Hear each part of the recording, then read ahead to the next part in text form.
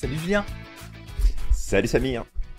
Salut à toi qui nous écoutes et bienvenue dans ce nouvel épisode de la Systémique du Bonheur. Aujourd'hui, on te vient avec un tout nouveau sujet. Julien, ça va être quoi le sujet du jour? C'est quoi le sujet du jour? C'est Ça, c'est chaud, c'est chaud. On a été prendre un thé avec Mandela. On a pris un thé avec Mandela. Ok, c'est vrai qu'on avait pris un thé avec Mandela. Alors non, on a pris un café avec Mandela. Voilà. Un café, ouais. Voilà, on a été prendre un petit café, on a été se poser et on a eu une très longue conversation. Et on va te partager tout un tas de choses. Totalement. Alors Mandela, je pense que tout le monde le connaît. Hein. C'est un grand homme, quelqu'un qui a quand même changé, je pense, la face du monde. Il a apporté quelque chose. Il a apporté de profonds changements, en tout cas dans le monde, même si au départ on l'avait catégorisé comme bad person, hein, Julien. On avait mis l'étiquette de terroriste sur son dos, alors que toute sa vie, il s'est battu contre l'apartheid et contre les discriminations. Et il a permis justement à l'Afrique du Sud de pouvoir rebondir, de pouvoir partir vers de nouvelles perspectives et de pouvoir mettre fin aussi à l'apartheid. Personnellement, Mandela, moi, c'est une personne qui m'inspire beaucoup. Et c'est pour ça que je me suis dit, ce serait cool qu'on aille chercher des petites leçons de vie de Mandela. Qu'est-ce qui fait que Mandela a eu le succès qu'il a eu? Ouais, tout à fait. Et c'est vrai, comme tu disais que c'était un grand homme, oui, il faisait 1m95 le monsieur. Après, tu sais pas, c'était peut-être une chaise. C'était peut-être une chaise. En fait, c'est une nouvelle chaise qui est chez Ikea. C'est ça. Je sais pas. Donc ouais, grand homme, à la fois en taille, parce qu'il était vraiment pas petit, 1m95, c'est pas rien. Ouais. Et puis aussi par son histoire. Et peut-être moi la première chose qui m'a impressionné, c'est la façon dont il a géré.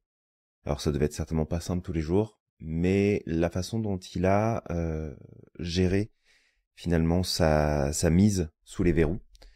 Parce que c'était en 1964, en fait, Nelson Mandela avait été en fait condamné à perpétuité parce qu'il avait voulu saboter et comploter contre l'État qui était au pouvoir à ce moment-là.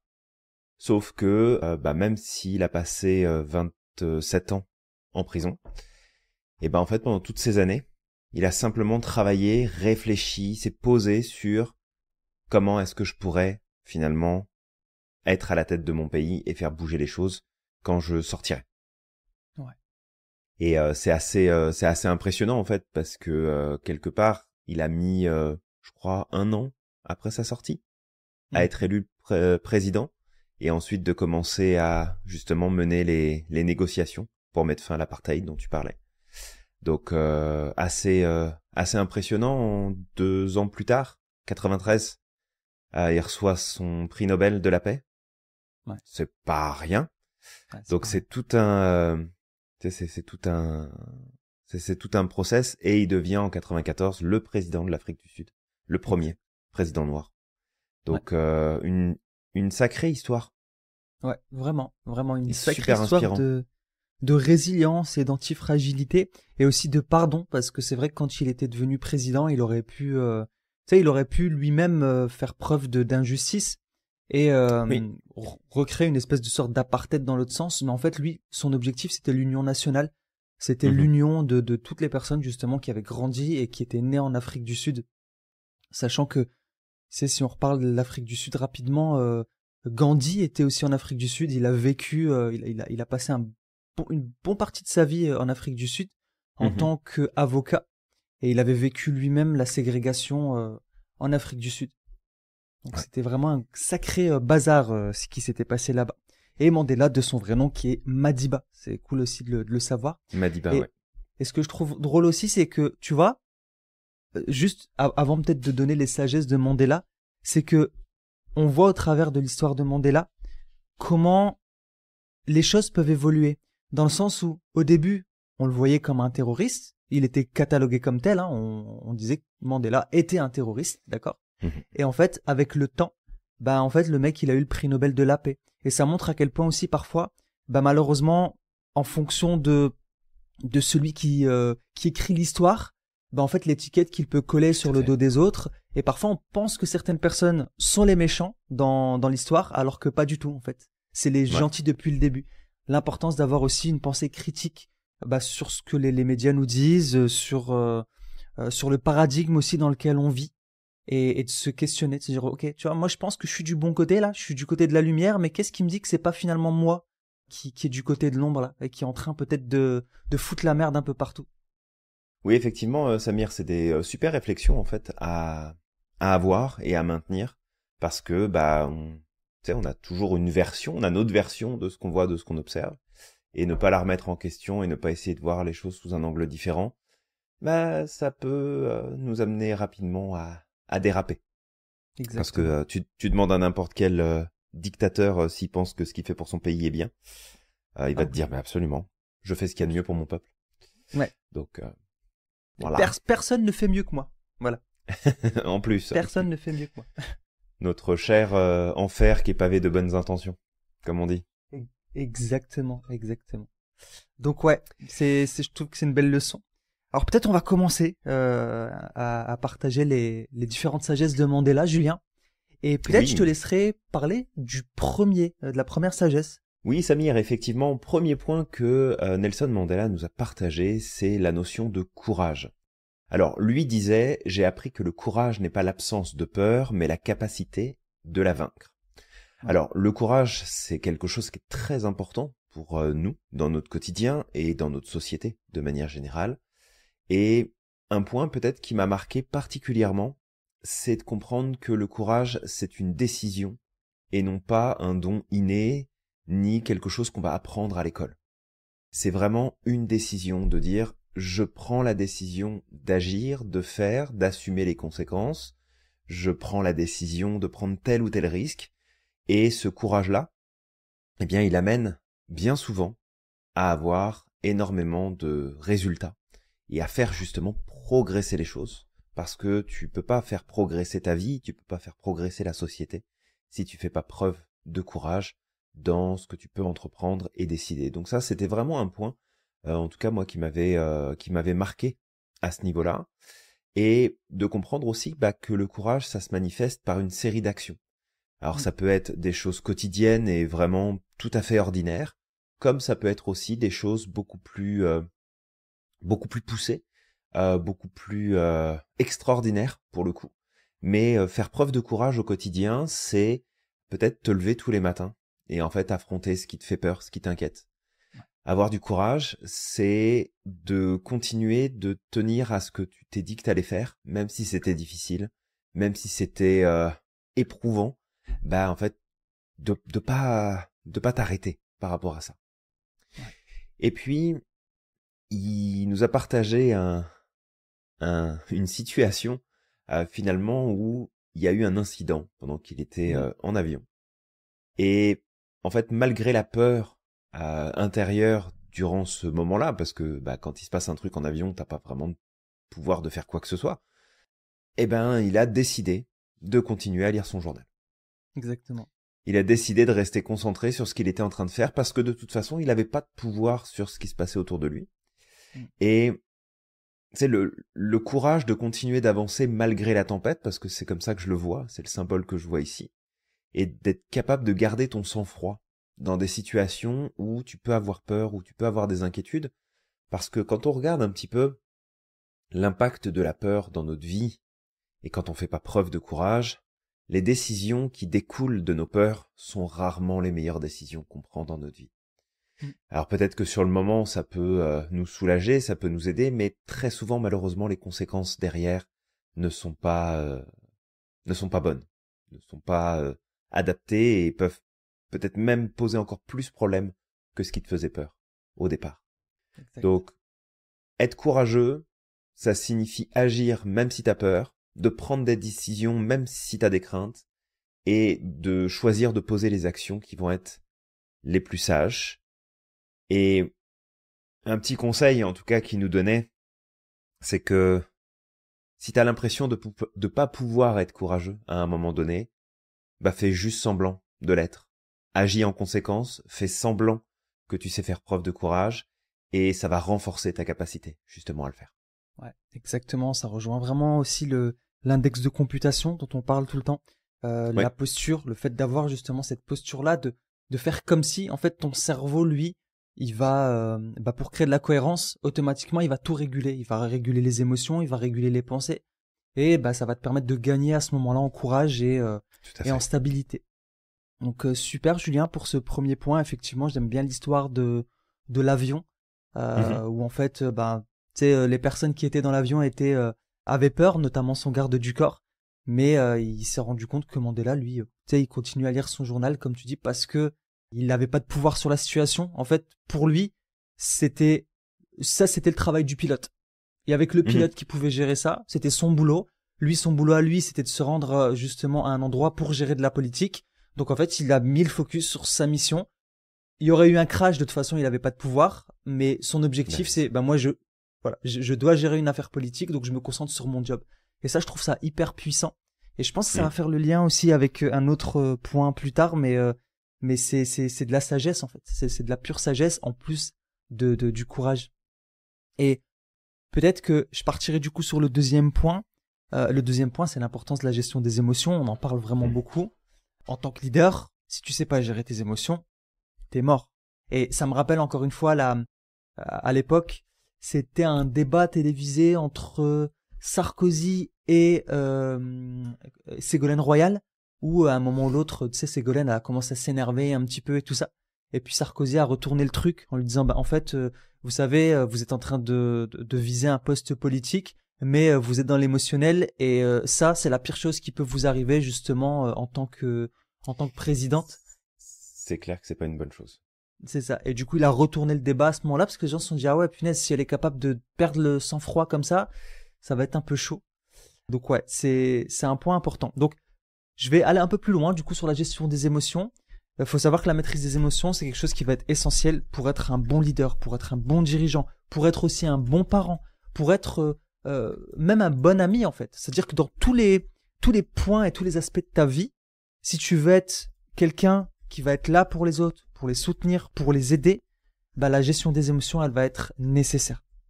Pourquoi ? Parce que les émotions, elles sont en lien avec les prises de décision. Parce que les émotions aussi tes émotions vont impacter les personnes qui sont autour de toi. Si tu es constamment angoissé, les gens qui sont autour de toi vont être constamment angoissés. Donc c'est pour ça que ça va être important. Je dis pas de pas avoir d'émotions, parce que c'est important les émotions. Les émotions sont centrales. Ce qui va être important, c'est de vivre tes émotions. D'accord ? Si tu ressens de l'angoisse, vis-le. Mais de rebondir très rapidement. D'accord ? D'avoir cette lucidité de pouvoir transformer cette émotion rapidement. Et la gestion des émotions, ça s'apprend. D'accord ? Ça prend, ça va demander de faire une introspection, de savoir c'est quoi les émotions qui reviennent le plus souvent chez nous, quels sont les facteurs qui vont les déclencher, ces émotions, et derrière d'avoir aussi des stratégies de gestion des émotions. Du coup, par rapport à ce qu'il nous avait raconté Mandela, il y avait cette histoire de 1993 où il y a eu l'assassinat d'un de ses opposants politiques, lui qui prônait en tout cas dans sa politique la vengeance de l'apartheid.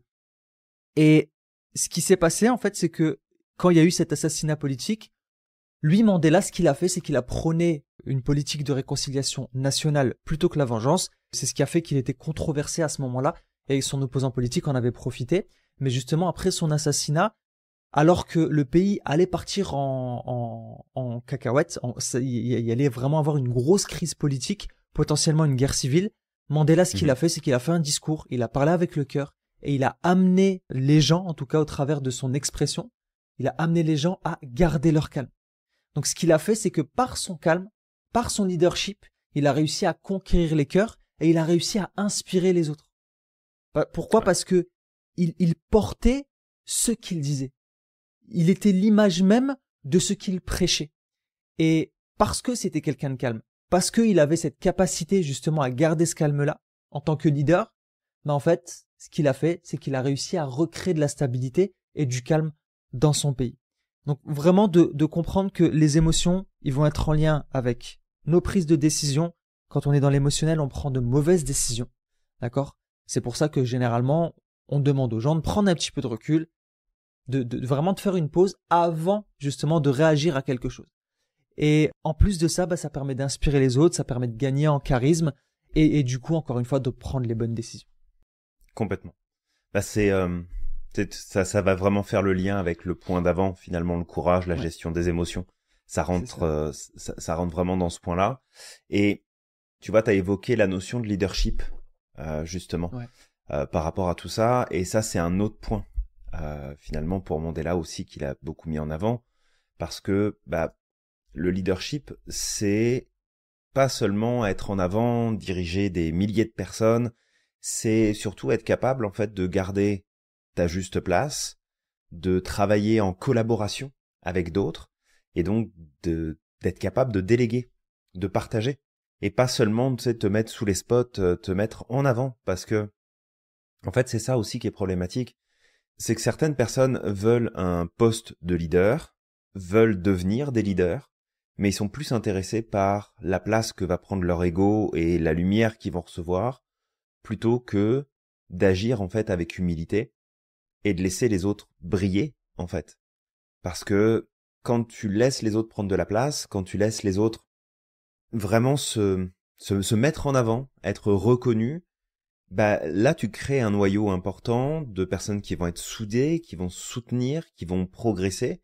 Quand t'es un leader ou une leader qui va juste vouloir prendre la lumière, en fait c'est très problématique parce que techniquement, un leader, c'est quelqu'un qui va prendre les devants, qui va donner une direction à suivre pour le bien commun, qui va vouloir mettre des choses en avant pour que un maximum de personnes puissent être impactées positivement. Mais en même temps, tu démontres que la seule chose qui t'intéresse, c'est qu'on prête attention à toi, qu'on te reconnaisse en tant que personne, tu sais, qu'on te donne de l'importance, qu'on te donne de la valeur. Et du coup, c'est pas vraiment compatible. C'est pas du leadership. Donc, ce que Mandela faisait beaucoup, c'est qu'il écoutait activement. Il valorisait beaucoup l'intelligence collective. Il reconnaissait beaucoup l'importance de déléguer. Et je pense que c'est ça aussi qui en a fait un vrai leader, quelque part. C'est qu'il n'était pas dans son bureau tout seul en train de prendre des décisions et de se moquer éperdument de ce qui se passait autour. Comme bien trop de personnes à des postes de pouvoir font aujourd'hui. Et il s'est beaucoup inspiré de la philosophie d'Ubuntu. Il croyait en fait en cet aspect de collectivité, de l'humain collectif, et l'importance en fait de travailler en équipe où finalement quelque chose qui t'impacte toi, m'impacte aussi. Et si je veux réussir, il faut que toi aussi tu réussisses. Et que si je veux pouvoir me nourrir, il faut que toi tu puisses te nourrir.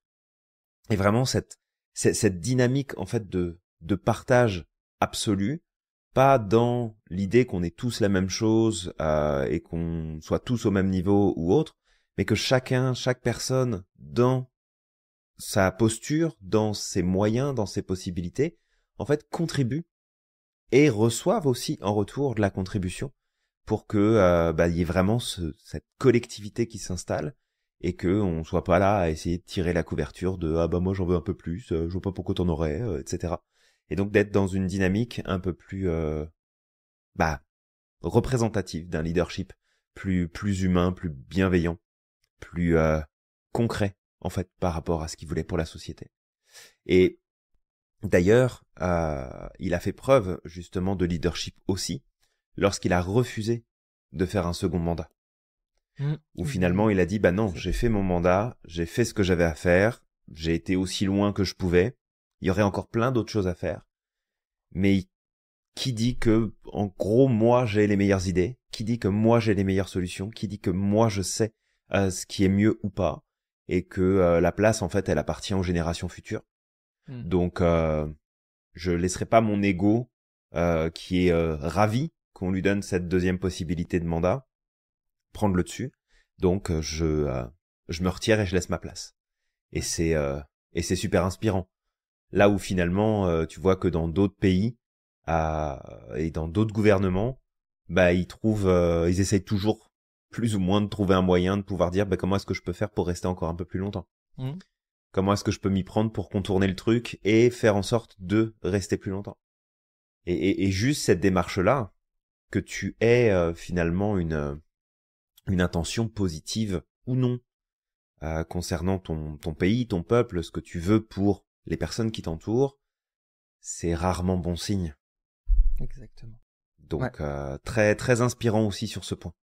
Ouais, d'ailleurs Julien, j'ai envie de te dire un truc, moi je trouve ça, je vais choquer. Dans ce que je vais dire va peut-être choquer, d'accord? Attention, mais c'est pas grave, c'est ok. En fait, je trouve ça drôle aujourd'hui, même si je pense que les deux doivent travailler ensemble, mais je trouve ça drôle aujourd'hui que les personnes qui sont à la tête des pays sont des personnes qui sont sur le point de mourir.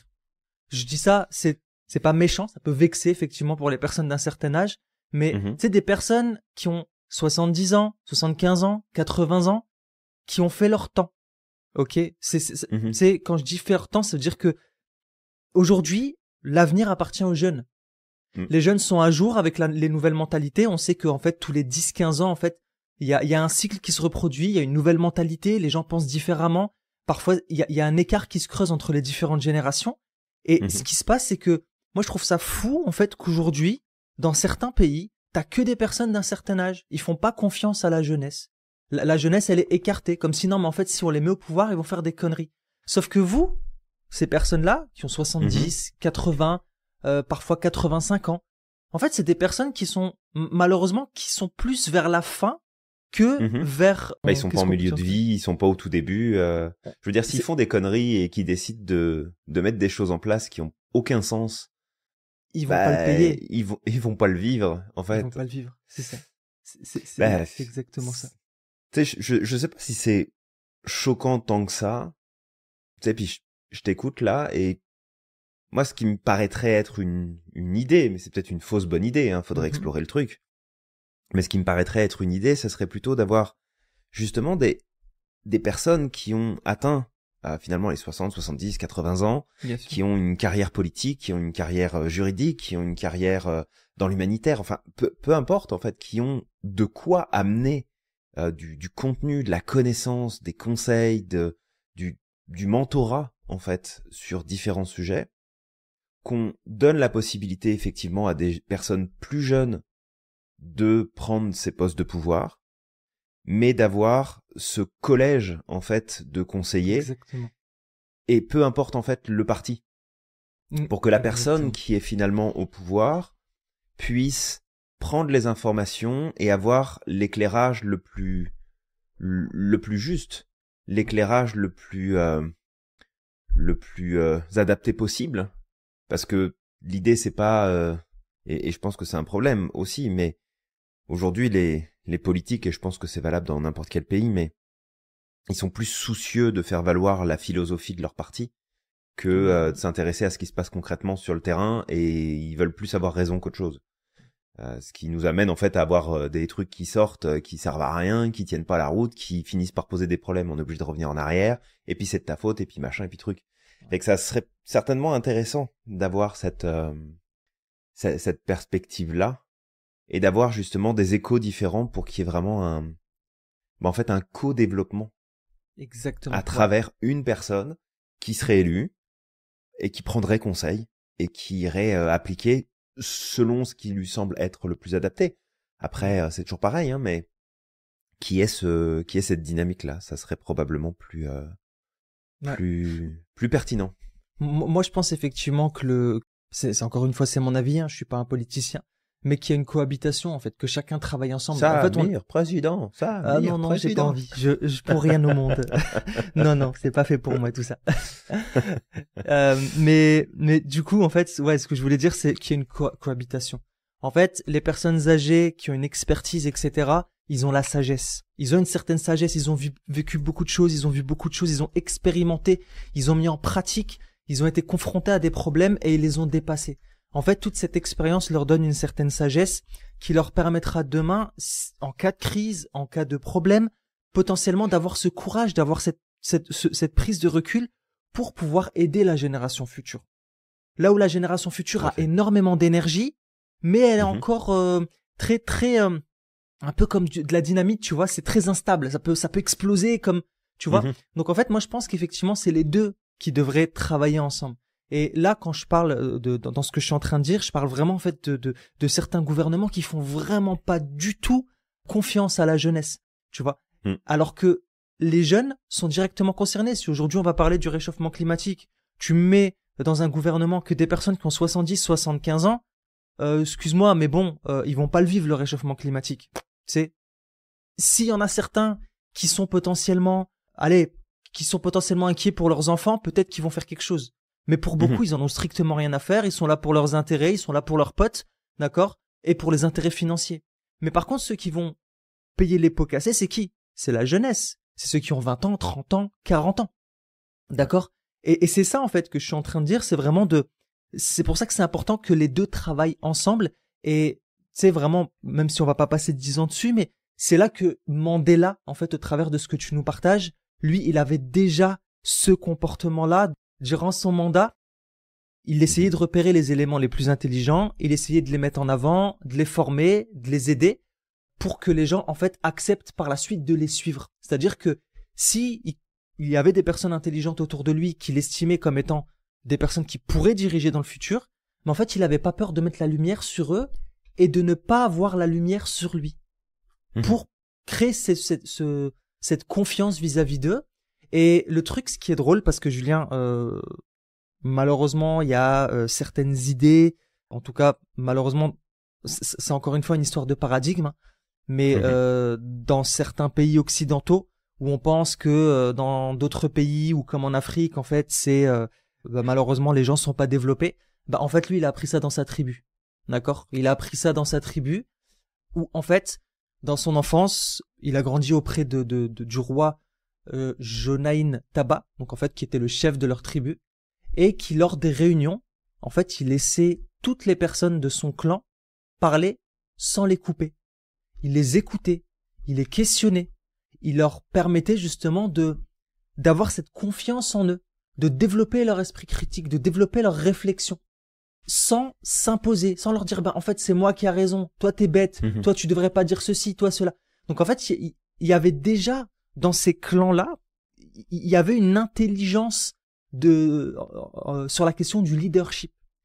Ouais. Et malheureusement, tu vois, c'est ce que j'ai parce que tu sais récemment, on avait vécu un truc un peu spécial avec une personne ici qui expliquait que certaines personnes viennent du trou du cul du monde et que ils viennent aux États-Unis. Enfin, j'ai entendu un truc comme ça ici aux États-Unis, quelqu'un que je connais de loin. D'accord.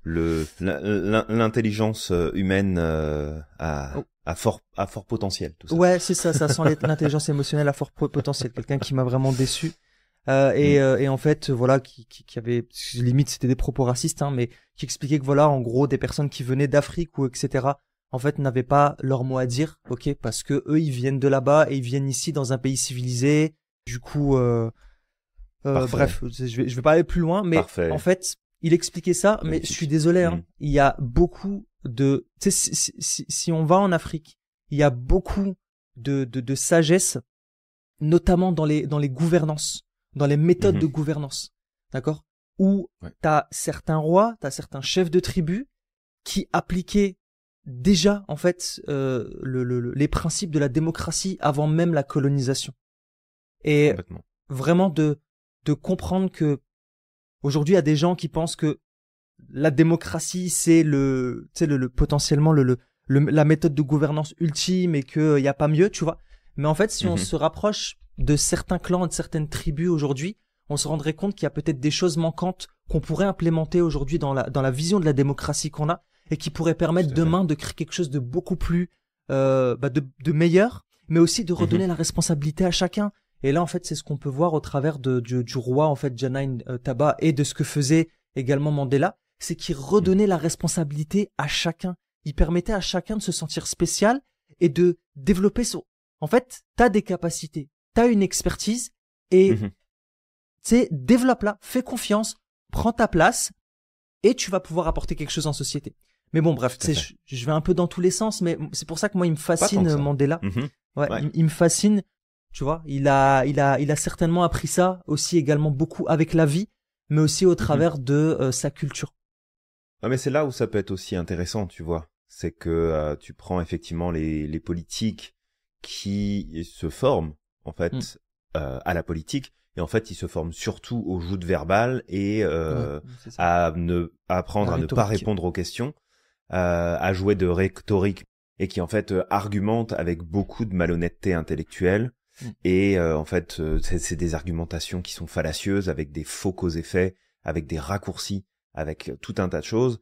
Et je suis pas certain en fait que ce soit la meilleure chose. Et finalement, il y a très peu de personnes, ou en tout cas j'en connais très peu dans le paysage politique, que ce soit en France, parce que c'est là d'où je viens, mais que ce soit aussi finalement au Canada, là où je réside maintenant, où finalement j'en connais très très peu qui sortent des process habituels. Finalement, je pense là à une jeune femme qui est justement politique au Canada. C'est une Québécoise, et je trouve assez chouette sa manière de procéder, puisqu'elle ne respecte pas les règles de prise de parole, dans le sens où tu as un certain nombre de minutes pour pouvoir parler quand tu prends la parole, et en fait, au lieu de meubler, elle pose la question directement. Ouais. Ensuite, elle se tait, donc elle dit j'ai terminé. Donc déjà, elle coupe le process d'attente habituel, fait que les parties qui sont questionnées à ce moment-là sont un petit peu déstabilisées parce qu'ils n'ont pas le temps de réfléchir, fait qu'ils répondent, et systématiquement après elle reprend son temps de parole puisqu'elle en a encore, et elle reformule sa question. Elle dit c'est très bien, vous avez toujours pas répondu à ma question, donc je la réitère parce qu'apparemment vous la comprenez pas. Donc ma question était la suivante, est-ce que vous êtes capable de répondre? Ouais. Et je connais pas du tout son parti. C'est pas une affinité politique en tant que telle, mais plus l'attitude de la personne qui fait que, ok, si en fait on arrêtait de se faire des ronds de jambes et puis qu'on était un peu plus direct et honnête et qu'on répondait franchement, peut-être que en fait les gouvernements se porteraient mieux et qu'on pourrait avancer dans la bonne direction. Mais bon, ça c'est une autre histoire. Exactement. Donc ce sera peut-être l'occasion de jaser de tout ça dans un autre podcast. Ouais, ce serait cool. Alors peut-être moi je vais passer du coup sur l'autre point, c'est le fait d'incarner le changement et son apparence. En fait, Mandela c'était un homme d'action. Mandela c'était quelqu'un qui incarnait ce qu'il disait. Il se limitait pas juste à dire des choses, à appeler les gens à quelque chose. En fait, il passait à l'action. Et parmi les choses en fait qui reviennent, c'est que Mandela, durant son mandat, en fait, il parlait beaucoup de paix, d'accord, de paix et de réconciliation nationale. Et il y a une histoire qui me marque. J'ai cru qu'il avait mangé trop de haricots. J'étais pas sûr. Pas mal. Je m'y attendais pas à celle-là. Je m'y attendais pas. Surtout avec le petit manque le manque de sommeil que j'ai là. Je sais pas si t'as remarqué, j'ai mis un petit moment avant de réagir à ta blague. Oui. Mais c'est même la façon dont tu l'as dit, c'était assez drôle. Bon voilà, c'était la blague pourrie du jour. Hein, Non mais elle est pas mal. Et donc quand je dis que Mandela, en fait, avec moi, avec Julien Giraud. Donc quand je dis que Mandela en fait incarnait ce qu'il disait, imagine que Mandela il a passé 27 ans en prison, d'accord, à Robben Island, et pendant qu'il était en prison, les gardes de prison, ils ont été vraiment odieux avec les prisonniers. C'était un régime oppressif, il y avait de l'apartheid, il y avait de la torture, il y avait vraiment, il en a bavé clairement. Et ouais, j'imagine. Vraiment, il en a vraiment bavé. Et en fait, quand il s'est en 94, pendant son investiture présidentielle, qu'est-ce qu'il a fait? Il a invité l'un de ses anciens gardiens de prison qui lui a rendu la vie juste difficile au pas possible.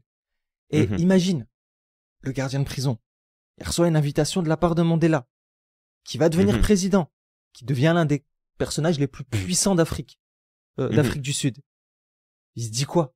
Il se dit punaise, je vais en chier en fait, c'est pas possible. Je crois qu'il va me pourrir la vie, il va me rendre au gramme près tout ce que je lui ai mis dans la gueule. Au final, qu'est-ce qu'il a fait? Il l'a juste invité à manger, il a discuté avec lui, et ça s'est terminé sur un serrage de main, en fait. Et puis c'est fini, en fait. Et tu vois, Mandela, il est pas là pour dire aux gens pardonnez-vous les uns les autres, aimez-vous les uns les autres, et puis en fait derrière lui, par contre, il respecte pas. Non, il le dit, il le fait. Et en fait, cet acte hyper fort, hyper puissant, déjà que c'était quelqu'un de charismatique, déjà que les gens lui faisaient confiance, ben en fait, ça a inspiré les autres autour de lui. Parce qu'il a été capable lui-même de dépasser quelque chose qui était pas facile. T'imagines, tu vois quelqu'un pendant 27 ans qui te pourrit la vie au quotidien et malgré tout, tu lui serres la main, tu le laisses partir, tu dis je vais devenir ton président et malgré tout, ne t'inquiète pas. Tu n'as pas à avoir peur pour tes propres droits. C'est un truc de malade. Oui. Vraiment, c'est un truc de fou. Et vraiment, tu sais, de comprendre que ta posture, ton attitude, il faut qu'elle soit en accord avec tes valeurs. Il faut qu'elle soit en accord avec ce que tu dis, avec ce que tu proposes aux autres. D'accord? Si tu le fais, tu vas avoir un pouvoir de leadership, tu vas avoir un pouvoir d'influence sur les autres qui va être mais énorme en fait. Et c'est là, Julien, que je dis souvent, une image vaut mieux que 1000 mots. Je veux dire, si t'es capable de l'incarner, si t'es capable de montrer cette image-là, ben c'est bon. C'est pas comme aujourd'hui avec nos hommes politiques qui viennent et qui disent faut serrer la ceinture, mais par contre nous on va s'augmenter de 10 ou 15%. Tu sais, là tu dis non, et vous êtes en train de vous foutre de notre gueule quoi. C'est ça.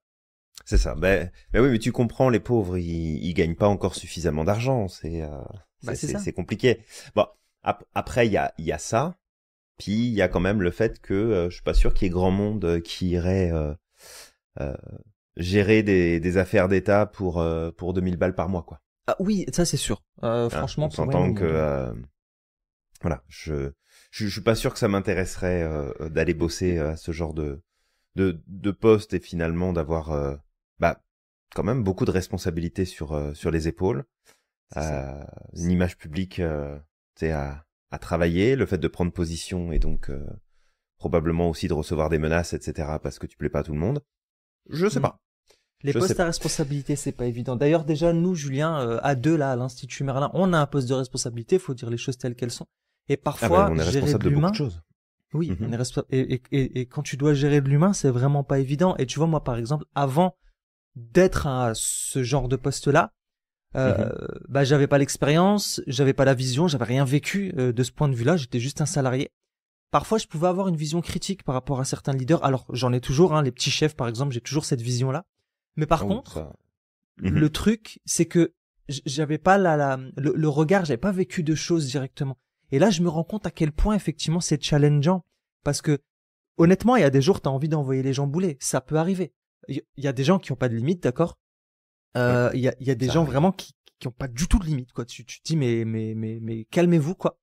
Et tu dois gérer ta boîte. Tu dois prendre les bonnes décisions. Tu dois gérer ta propre vie personnelle, parce que parfois il suffit que tu sais t'as eu une mauvaise semaine, que t'es pas bien, que t'as des choses à vivre dans ton espace privé qui sont pas évidents, et en plus tu dois dealer avec des personnes qui ont pas de limites, tu vois, et parfois ça peut être challengeant parce que tu dois séparer les deux. Non, là je suis au travail, tu sais, mes émotions, je dois les gérer, je dois les mettre de côté et je dois avoir le courage de séparer les deux aspects de ma vie. Et ça c'est pas évident, tu vois. Et non, c'est pas simple, hein. C'est ça, c'est pas simple. Et donc, imagine que tu travailles sur toi et que tu as la capacité d'incarner tout ça. Imagine l'impact que tu peux avoir en société. Parce que c'est vraiment pas facile. Non, c'est ça. Et je pense qu'il y a trop peu de gens, en fait, qui arrivent à se projeter. Alors, peut-être qu'on en parle peut-être pas assez. D'ailleurs, tu vois, je prends un exemple tout bête, mais je vois, en fait, une ancienne station-service qui n'est plus en fonction du côté où j'habite, et en fait il y a un tag sur un des murs qui dit en gros on n'a pas besoin des patrons, dégagez-les tous, ils se font du fric sur notre dos, ils servent à rien. Bon, c'est vrai qu'il y a certains patrons, je pense qu'ils ont pas leur place et que ça serait bien qu'ils aillent prendre un petit cours d'empathie et d'humanité parce que voilà, mais ça serait intéressant aussi, tu sais, de faire un espèce de mode découverte de vie ma vie. Et je suis pas mal convaincu qu'il y en a plus d'un qui dirait « Ah ben non, mais moi en fait je veux pas faire ce boulot-là. Quand je vois tout ce qu'il y a à gérer, tout ce qu'il y a à réfléchir, à décider, les risques qui sont pris, etc. Ben non, mais moi ça m'intéresse pas. » Et je pense que ça en calmerait plus d'un, en fait, sur la vision de, tu sais, le patron salopard, le PDG de la multinationale qui est un enfoiré qui s'en fout plein les poches. Alors je dis pas qu'il y en a pas, bien évidemment, mais qui a tout un tas de choses en fait qui c'est un autre monde, c'est un autre univers, et si t'as pas mis les pieds dedans, tu peux pas te rendre compte de ce que ça implique et de ce que ça exige en fait. C'est ça. Donc c'est Nous, c'est complexe. Et si on repart très rapidement sur la politique, c'est de la faute aussi de nos politiciens qui finalement font des liens. Parce que quand on a qui gueulent au scandale en disant oui, alors tu comprends, tel PDG s'est fait autant de fric, machin et tout, on en parle de ce que ton parti il a généré en argent. On en parle de ce que vous faites dans les poches, des repas que vous payez à je sais pas combien de milliers d'euros ou de dollars aux frais du contribuable. On en parle ou pas? Ouais. Bah on peut détourner l'attention. Ouais, c'est ça. Ça me fait penser là en ce moment en France avec certains partis justement qui sont là pour dire on va taxer les plus riches à hauteur de je sais pas combien de pourcents. Alors ils ont des bonnes idées ces partis-là, mais je dirais il y a des trucs aussi faut arrêter. Alors que eux en fait ils ont je sais pas combien d'argent, ils vont être exonérés d'impôts et tu vois donc quelque part en fait appliquez, taxez-vous vous aussi à hauteur de 95% ou 90%. Et le truc c'est que nous on a une vision micro en fait. On a une vision micro, on n'a pas l'expérience, on n'a pas le logiciel pour, on n'est pas câblé pour en fait parce que c'est un autre monde comme tu dis Julien. Donc en fait, on prend nos décisions et on réagit de cette façon-là. Mais par contre, quand tu es à la place d'un dirigeant, et encore une fois, je prends pas la défense parce que j'ai vécu des choses quand j'étais salarié qui m'ont profondément dégoûté parce qu'il y a des gens qui sont juste pas faits pour être à des places de dirigeants. Il faudrait peut-être les cadrer. Il faudrait qu'eux-mêmes soient accountable, qu'ils puissent rendre des comptes. Parce que malheureusement, on leur demande pas des comptes à ces gens-là. Il faudrait qu'eux-mêmes soient capables de rendre des comptes et que demain, s'ils font des conneries, bah ils payent les conséquences de leurs actes. D'accord? Mais juste pour revenir, je me recentre. En fait, le truc, c'est que quand t'es à ce genre de poste-là, t'as des gens sous ta responsabilité, t'as un impact sur la société, tu crées des emplois.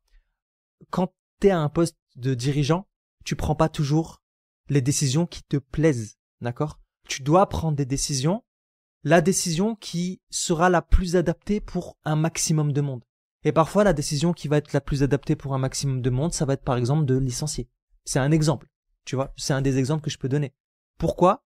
Parce que si tu ne le fais pas, bah en fait c'est toute l'entreprise qui va être mise en péril, et derrière, bah en fait c'est tous les emplois qui vont disparaître. Donc malheureusement, bah tu vois quand t'es à ce genre de poste, je parle pas des patrons non empathiques, hein, mais j'ai lu parfois des trucs sur des patrons, tu vois, qui expliquaient en fait moi ça me faisait très mal au cœur des fois de rentrer à la maison et de me dire que ben j'ai dû vivre quelqu'un, que lui aussi telle personne ou ces personnes-là ont des enfants qui vont rentrer à la maison, qui vont retrouver leurs femmes et leurs enfants et qui vont devoir leur annoncer que c'est fini, qu'ils peuvent plus travailler. Mais le truc, c'est que c'était obligé d'être fait parce que si je le faisais pas à ce moment-là, ben malheureusement, j'allais mettre en péril beaucoup plus de vie. Donc, je suis obligé de le faire à un moment ou l'autre. Et, tout à fait. Et tout ça, en fait, on ne le voit pas en vision micro. C'est quand on est en vision macro qu'on voit ce genre de choses. Ouais, complètement. Et peut-être pour, du coup revenir sur notre sujet initial parce que là on va chercher sur plein de points et puis ça fait écho de toute façon. Donc mais ça c'est comme d'habitude, c'est la marque maison, tu vois, c'est notre empreinte, c'est notre griffe. Exactement.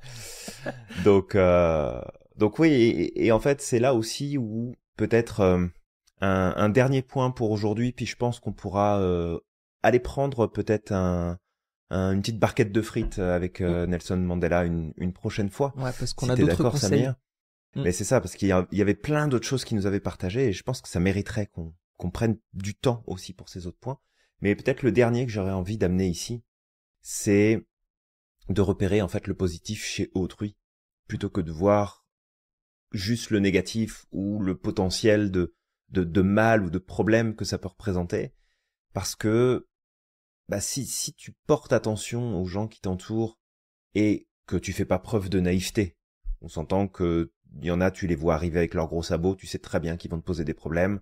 Ils sont pas, ils sont pas stables émotionnellement, ils ont des intentions qui sont malhonnêtes, ils recherchent à récupérer un maximum de choses pour eux-mêmes. Puis c'est ok, t'as encore besoin de travailler sur toi, mon gars, prends le temps et puis tu reviendras quand tu seras prêt. Mais de manière générale, d'essayer de voir vraiment le positif chez autrui. Et il savait faire cette distinction justement entre les actions et les personnes. Et ça, c'est un point que on valorise beaucoup aussi à l'Institut, puisque ça fait partie de nos présupposés de base, que on ne doit pas juger le comportement et rattacher l'identité de la personne par rapport à ça, mais simplement voir le comportement pour ce qu'il est, une stratégie qui amène des résultats qui sont bons ou qui sont mauvais, et que celle-ci, en fait, peut être modifiée. peut être changé. Ouais.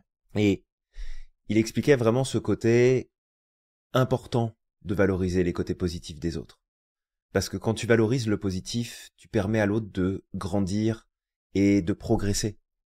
Parce que quand l'autre ne fait pas quelque chose qui te convient, la punition, elle a une portée qui est déjà très limitée dans le temps en termes d'efficacité pour prévenir ce comportement-là. Mais surtout, ça met un système en place qui finalement valorise beaucoup plus le problème qu'autre chose.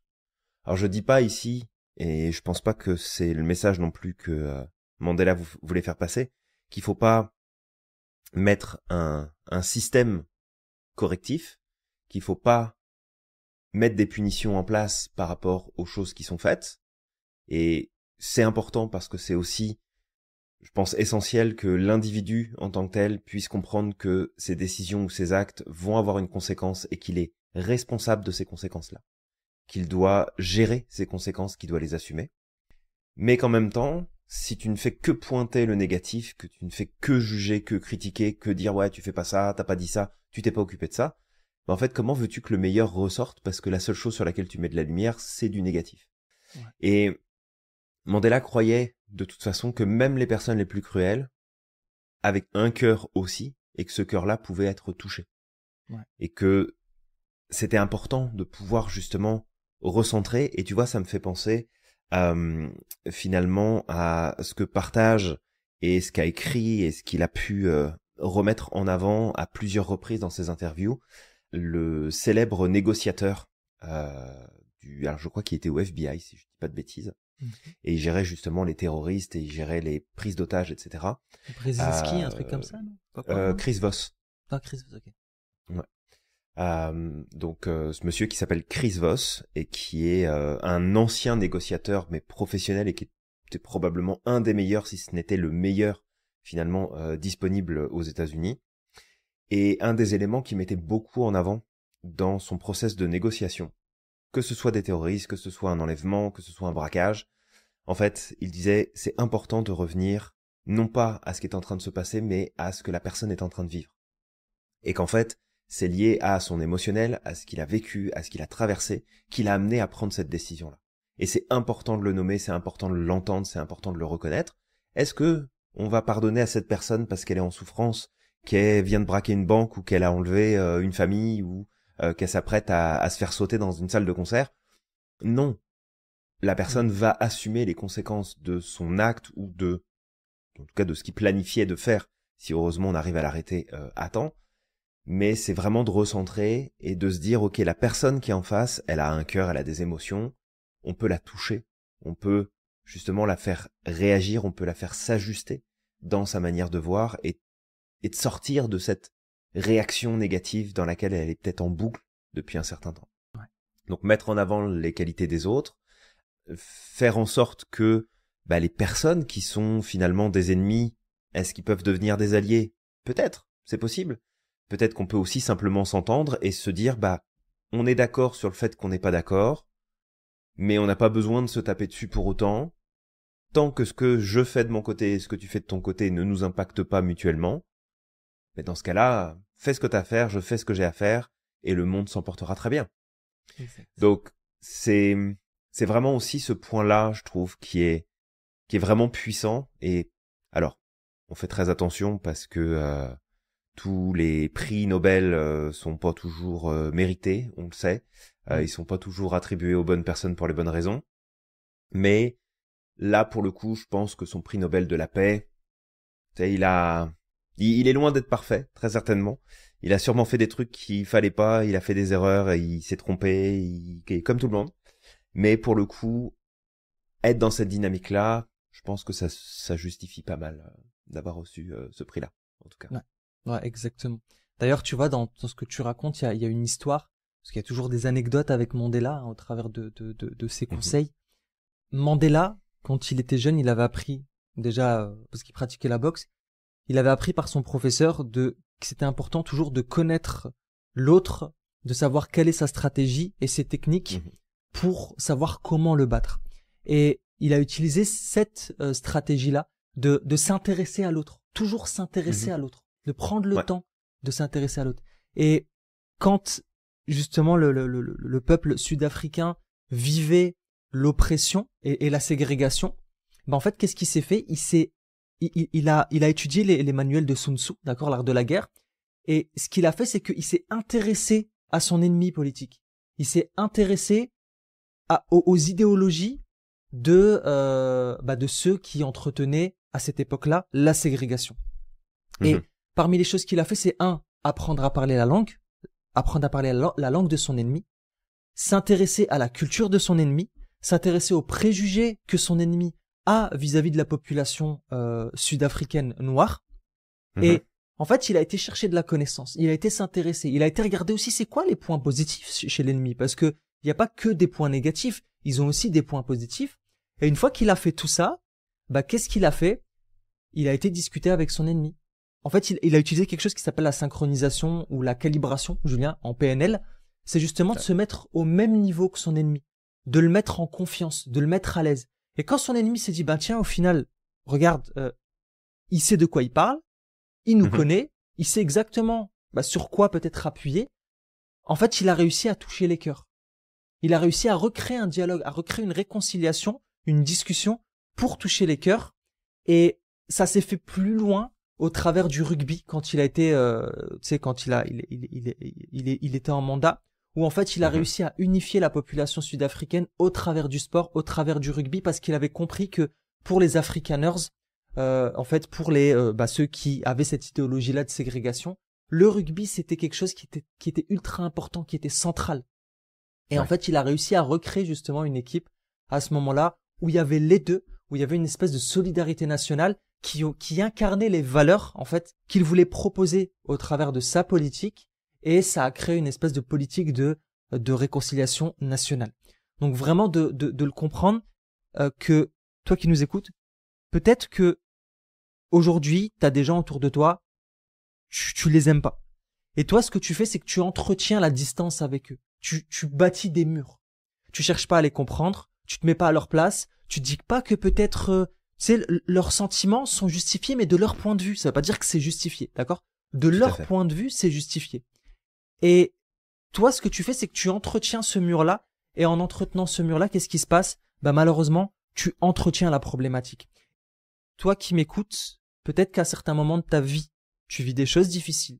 T'as en face de toi quelqu'un que tu estimerais comme étant dans le faux, d'accord? Étant l'oppresseur, et bien sûr qu'on peut coller cette étiquette. Ok, sur son comportement. Mais peut-être le fait de comprendre l'autre, de se rapprocher de l'autre, d'essayer de le comprendre aussi au travers de son histoire, au travers de son éducation, ça te permettra d'avoir des clés nécessaires à ce moment-là pour pouvoir poser les bases d'un futur ensemble. En fait, c'est ça. Si tu veux pas comprendre l'autre, tu pourras pas avancer. Il y a pas d'ensemble si tu cherches pas à comprendre l'autre. C'est ça. Il y a pas d'ensemble. Et en plus, chercher à comprendre l'autre, ça veut pas dire être d'accord avec. Ça peut pas dire être d'accord avec, mais ça veut dire aussi potentiellement voir des beautés chez l'autre et voir aussi des points d'évolution. Je peux te donner un exemple, Julien. Aujourd'hui, il y a en France, j'ai entendu des gens, en tout cas, avoir ce genre de discours-là, de dire dans les banlieues il y a ceci, dans les banlieues il y a cela. Mais en fait, ces personnes-là, tu leur poses la question, est-ce que tu connais quelqu'un qui vient de banlieue? Est-ce que tu as déjà été dans les banlieues? T'as des personnes qui disent non, en fait, c'est des personnes qui vivent dans la campagne. Ils vivent pas dans ces villes dans lesquelles il y a certains problèmes, ou dans ces villes justement dans lesquelles il y a un melting pot. Ils ont jamais été confrontés à ces personnes-là. La première chose à faire, va discuter avec eux. Rapproche-toi d'eux et tu verras. Tu verras potentiellement qu'il y a plein de choses où ces personnes-là portent tes valeurs, peut-être même plus. Tu auras beaucoup de choses à apprendre d'eux. Et il y a peut-être des choses où effectivement ça va pas, mais en te rapprochant d'eux, tu comprendras peut-être aussi le fond du problème. Pourquoi est-ce qu'en fait il y a ces problèmes-là? Il y a peut-être eu effectivement, il y a peut-être des problèmes qui sont liés à un mindset. Il y a peut-être un problème qui sont liés aussi au milieu social dans lequel ils vivent.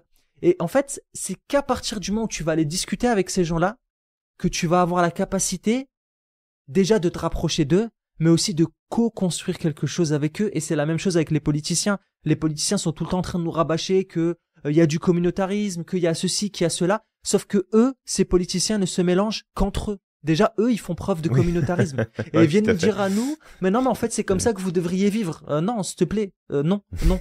Et ouais, mais je suis du côté de Commence par des t'entendre paysans. avec le parti adverse.